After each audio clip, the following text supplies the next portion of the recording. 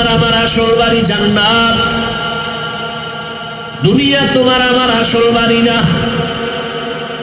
ওই জান্নাতটা পাওয়ার জন্য এখান থেকেই তোমার টিকিট ওকে করতে হবে আমলের দ্বারা, ঈমানের দ্বারা। আর ঈমান ও আমলকে যদি মজবুত করতে হয়, গুনাহ থেকে বাঁচতে হবে, বেদাত থেকে বাঁচতে হবে, শিরিক থেকে বাঁচতে হবে। আর বেদাত শিরিক থেকে বাঁচার জন্য যেই পুঁজি লাগবে, পুঁজির নাম হলো তাকওয়া, আল্লাহর ভয়। আর এই আল্লাহর ভয় পুঁজিটা মায়ের গর্ভ থেকে নিয়ে আসা যায় না। এই তাকওয়া নামের পুঁজিটা অন্য জায়গা থেকে নিতে হবে। অন্য থেকে নিব কিভাবে? লিকুল্লি শাইইন মা'দিনুন ওয়া মা'দিনুত তাকওয়া কুলুবুল আরিফিন। ভালো ভালো জিনিস রাখার গোডাউন আছে, তাকওয়ার গোডাউন হলো আল্লাহর প্রিয় বান্দা আরিফিন, তার কলব হলো তাকওয়ার গোডাউন। আল্লাহ ওয়ালাদের নেক নজর, তাদের কলবে এমন পাওয়ার, আল্লাহ ওয়ালাদের ওই পাওয়ার দিয়া যদি কোন দুনিয়াওয়ালার দিকে নজর দেয়, ওর অন্তর তাকওয়ায় ভরে যাবে। নজরের মধ্যে পাওয়া, খালি নজর দিবে অন্তরে তাকওয়া ঢুকে যাবে। এটা একটা মাত্র ওয়াসাইল, আসল কাজ তো কুদরতে করতেছে।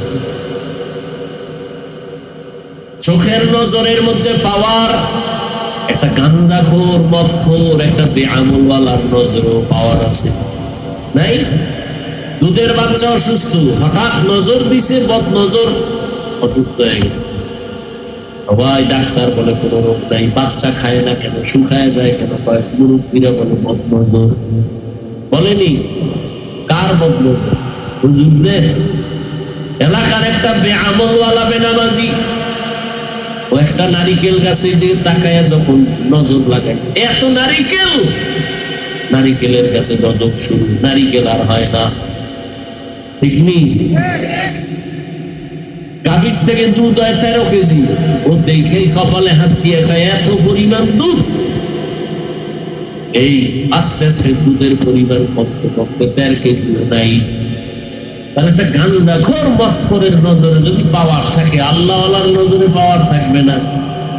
এই দূর আকল নাই। শুনো একটা ঘটনা শুনাই।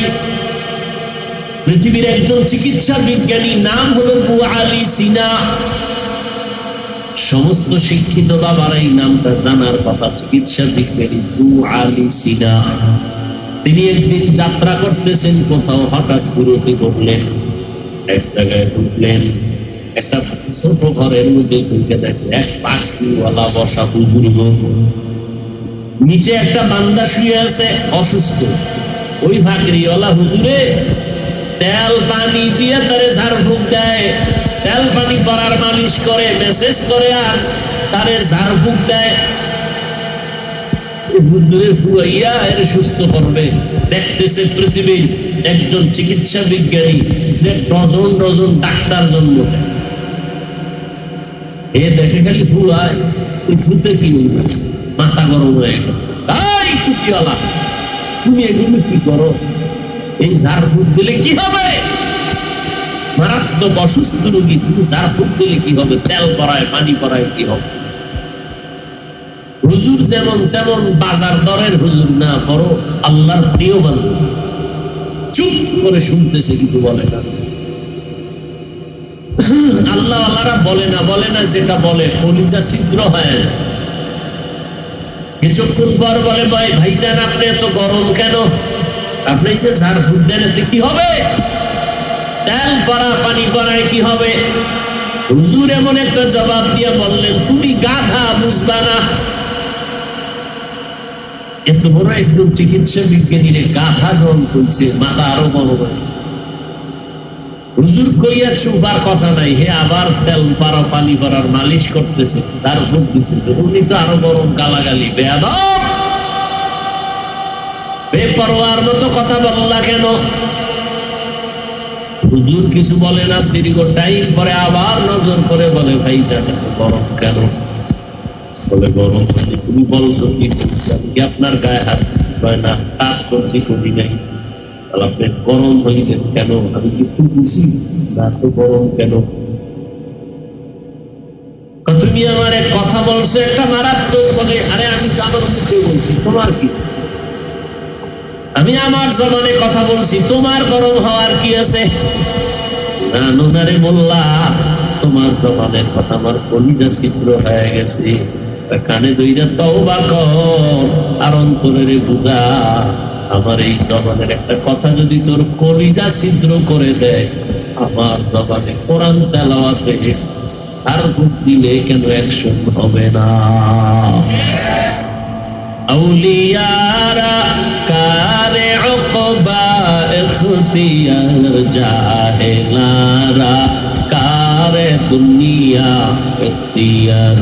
মাইলে মোমেন সোয়ে মোমেন মিশাওয়া, মিলে কাফের সোয়ে কাফের মিশাওয়া। আল্লাহওয়ালাদের নেক নজর ছাড়া কলবে তাকওয়া আসবে না। এই যে আপনারা এখানে বসছেন, নগদ একটা প্রমাণ আমি আপনাদের দেই, নগদ, মিথ্যা কথা কেউ বলবেন না, খবরদার। এখানে যারা বসছেন নামাজ টামাজ যাই পড়েন না, আল্লাহকে সাক্ষী রেখে বলেন, এই যে বয়ান চলতেছে, বয়ান আল্লাহকে সাক্ষী রেখে একটু বলেন, আমার এই কথাগুলো ওলামায়ে কেরামের যে বয়ান শুনতেছেন, আপনার অন্তরে হালকা হলো কি ধাক্কা লাগে নাই? মিছা কথা বলেন। 1 ঘন্টার বয়ানে যদি আপনার অন্তরে ধাক্কা লাগে, আপনার বিবেকের মধ্যে যদি নাড়া দেয়, তাহলে আপনি যদি আলেম আল্লাহ ওয়ালার নজরে যদি বছরকে বছর কাটাইয়া দেন, এরকম ধাক্কা লাগতে লাগতে লাগতে লাগতে আপনার কলব এখন পবিত্র হবে, জান্নাতের ছবি দেখা কবরে যাবে। সহজ কথা কেন বুঝেন না? আল্লাহ ওয়ালাদের নেক নজর ছাড়া অন্তরে আল্লাহর ভয় আসবে না। দেখেন না, মানুষ বিড়ি টানে টানে টানে টানে হঠাৎ ইমাম সামনে দেখেই দুটায় ফেলে। এত মানুষের সামনে বিড়ি টানছে, ইমামরা দেখলে দুটায় কেন? ইমামের মধ্যে তাকওয়া আছে, ওই ভয়টা তার মধ্যে বাতাস লাগে, ভয়। আরে হুজুরের সামনে করা যাবে না, কারণ হুজুর তো আল্লাহর প্রিয় মানুষ। এই জন্য আল্লাহর প্রিয় বান্দা উলামায়ে আহলে হক এদের নেক নজর, এদের সোহবতে বড় দাম। কেমনে বুঝাবো, সময় কম। জমিনের মধ্যে কুকুর আছে না নাই? কে বানাইছে? আল্লাহ। সব কুকুর সমান না। আসহাবে কাহাফের সাথে যে কুকুরের সম্পর্ক, ওই কুকুর আল্লাহর জান্নাতে যাবে।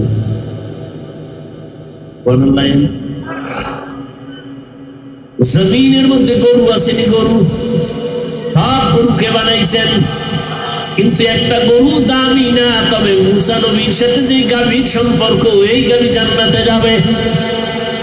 বুঝেন বুঝেন না? আকল খাইছেন সব, আকল নষ্ট। পিপিলিকা আছে না নাই? কে বানাইছেন? কোন পিপিলিকার মূল্য নাই। সুলাইমান নবীর সাথে যে পিপিলিকার সম্পর্ক, জান্নাতে যাবে। মনে হয় বানায় কইতেছি। আচ্ছা, কুকুরের জান্নাতে কোনো কাম আছে? বলেন, জান্নাতে যাবে। পিপিলিকার কোনো কাম আছে? রাসূলের হাদিস, ও জান্নাতে যাবে কেন? গরুর কোনো কাম নাই, ও জান্নাতে যাবে কেন? ওর কোনো আযাবও হবে না, ওর কোনো কিছুই নেই, ও জান্নাতে যাবে কেন? কুকুর জান্নাতে যাবে কেন? পিপিলিকা যাবে কেন? নদীর মধ্যে মাছ আল্লাহর বানানো মখলুক। আমগো দেশের জাতীয় মাছের নাম কি? আল্লাহর কাছে একটু দাম নাই। আল্লাহর কাছে ওই মাছের দাম যেই মাছটা ইউনূস নবীর পেটে রাখছে। নবী বলেন ওই মাছ জান্নাতে যাবে। মাছ জান্নাতে যাওয়ার কোনো কাম আছে?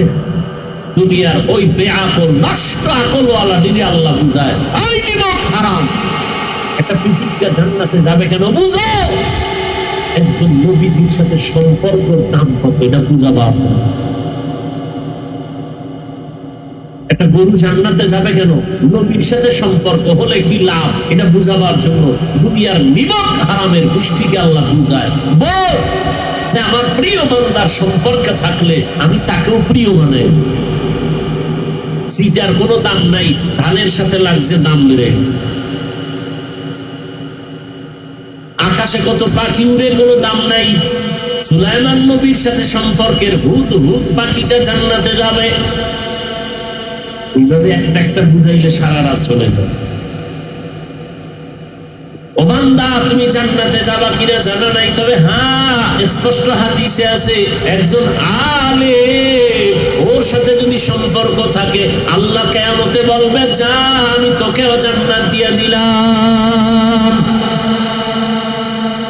কিয়ামতের দিন এমন কঠিন, এত কঠিন হবে, একজন আশিক আল্লাহর বান্দা দাঁড়াবে, আমল ওজন দিবে, দেখবে সব নেক আমল কিন্তু ওজনের পাল্লায় গিয়ে এক নেকের টান বেড়ে গেছে। আল্লাহ বলবে, যাতে এই ময়দানে তোর মা বাবা ভাই বোন ছেলে মেয়ে আছে, ঘুরে ঘুরে একটা নেক লইয়া আয়, একটা নেক নিয়ে আয়, আমি তোরে জান্নাতে দিব। ওই আল্লাহর বান্দা জাহান্নামের ভয়ে হাসরের মাঠে ঘুরবে, আর ছেলেরে ঘুরবে, ছেলেরে পায়ে বলবে, বাবা আমি তোর বাবা, তুই আমার সন্তান, আমার একটা নেক হলে জান্নাতে যাবো, আমার একটা নেক দিন। সন্তান বলবে, বাবা ছিল ঠিকই, তবে তুমি আমার বাবা, আমি বিশ্বাস করি না, যাও। বিবি বলবে, আমি চিনি না স্বামীকে। মা বলবে, সন্তান তুই আমার না, আমি চিনি না, চলে যা। বান্দা পাগলের মতো হয়ে যাবে, ঘুরতে ঘুরতে একটা নেক পাইলেই তুমি জানলা। তারপরে একটু মুরব্বী অল্প বয়স, বৃদ্ধ বয়সের একটা লোক থাকবে, এই বুড়া তুমি চিল্লাইয়া চিল্লাইয়া কাঁদো আর দৌড়াও কেন? ভাই তোমারে বললে লাভ কি? পারো আমার আমল নামা ওজন দিছে, একটা নেকের অভাব। আল্লাহ পাঠাইছে একটা নেক নেওয়ার জন্য, ছেলে দেয় না, মেয়ে দেয় না, কেউ দেয় না। ওই মুরব্বী কাঁদে আর কয়, ভাই আমার কাছে শুধু গুনাহ গুনাহ গুনাহ, শুধু এমন গুনাহ, আর কিছুই নেই, তবে একটা নেক আমার আছে, মাত্র একটা নেক। চিন্তা করে দেখলাম এই একটা নেক দিয়ে আমার কোনো লাভ হবে না, জান্নাত পাবো না। অতএব আমি যেহেতু জাহান্নামে যাবই, তবে একটা নেক রাইখা লাভ কি? অন্তত তোমারে দিয়ে দেই, তুমি মাওলার জান্নাতে যাও।